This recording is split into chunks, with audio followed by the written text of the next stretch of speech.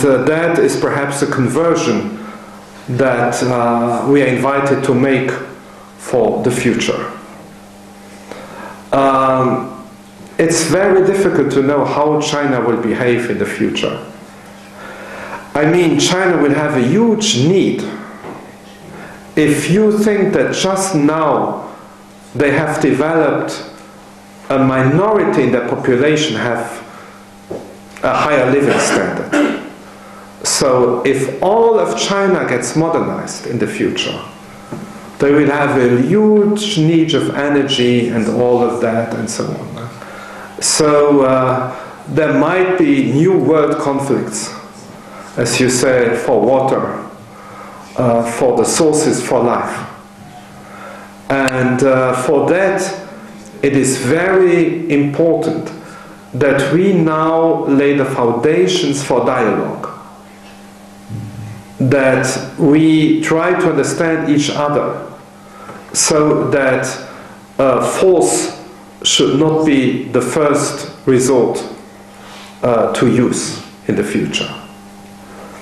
I think that China would probably be ready to use source if it's the only way of providing for their population. So we have to help them for that. And they have to see us not only as competitors, but also as partners. So I think we have to change our worldview, but it's clear. I do not think that it would be much better than now. No? Because human people, human nature is the same everywhere, and there's a lot of greed and one for profit, which is more than legitimate. I'm not against profit. No? There's legitimate profit and unethical profit. No? But I think there will be.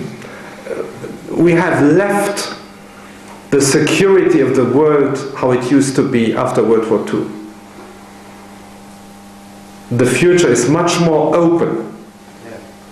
We do not see the new balance already. And in order to have a peaceful future, we have to be much open for dialogue, to understand the needs of the different countries and help each other. I think the Chinese are able to do that. But we also have to be able to do it.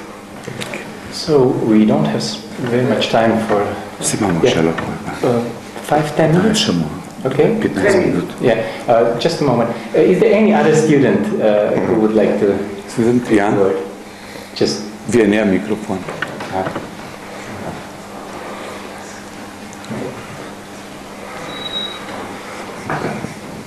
My name is Rok, and I have two questions actually. I would first of all like to thank you for your lecture. And my first question would be, you told us many things that Europeans get from China, from other countries, that region. And can you tell us also about some things that European missionaries brought to China? For example, I know that Father Hollerich was also a scientist. He used these science methods to enter this Chinese culture. And the other question, what are the main difficulties for Japanese culture to accept the Christian faith? Two big questions. Of course, there was also a transfer from the West to the East. As you mentioned, mathematics, especially astronomical observations. The Jesuits were in charge of calendar making in Beijing for the emperor. And calendar making was very important in order to have the harmony of earth and heaven. Certain ceremonies have to be performed on certain days by the Son of Heaven, by the emperor. So the Jesuits could calculate the right dates, and that was very important. But you have a big influence on art. So the way of painting changed. You know that there was one Jesuit brother, originally from Venice, who was a court painter for several emperors. And he had, of course, he got imitated afterwards.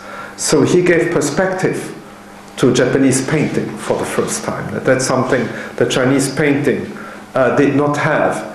Unfortunately, the best works of his were in the Summer Palace in Beijing, which got burned by the European powers when they suppressed the Boxers' Revolt in China in the 19th century. But that is a great influence into art. And of course, I mean, now I speak as an optimist, because as a Christian I'm always optimistic. Marxism is European. And now some Chinese scholars are wondering about the religious influence on Marxism, which is present. When Marx describes the communist society, it's a very messianic description of Judaism. It's very close to that. So now they got interest into that in China. And they have now in many universities chairs for Christian culture. I met the vice president of the University of the Communist Party, the People Universities. He is head of the Research Center of Christian Culture at this university and is now writing on the influence of the Jewish religion on Marxism.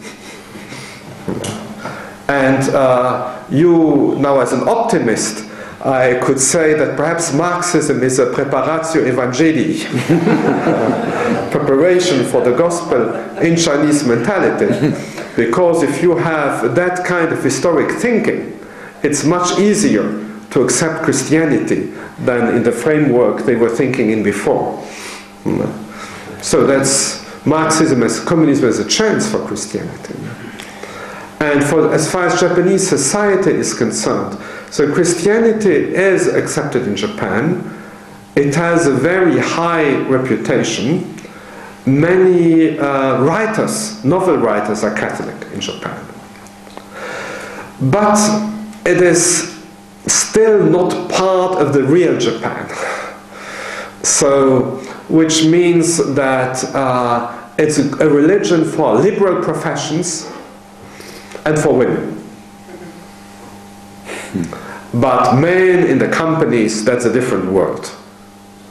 Even if some of the company presidents are also Catholics.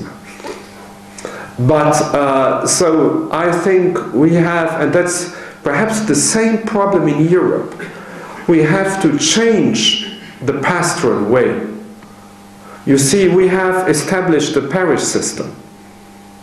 And in Europe, and this parish system got automatically transferred to Japan to the missions. And in Japan, a parish becomes immediately a small closed group. Japanese society consists of many small groups. And then of course it is very difficult to radiate if you have such a closed small group. So the same for Europe. I think we are also missionary countries in Europe, as much as Japan nowadays. And the parish system in itself probably is not the answer. Now, the parish system is there for taking care of the faithful, but it's not a system to go outside so much. I was just, before coming here, I visited the Diocese of Cologne because they were sponsors for Japan, for the mission in Japan. And I saw in Düsseldorf they have a very new city pastoral center. They invested a lot, they have a lot of money of course, so they can invest it. They have concerts, lectures, and a staff of lay people who welcome everybody, speak with them about the faith.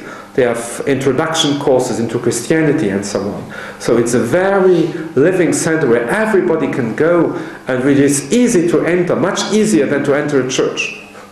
But of course they have a church next to it for the next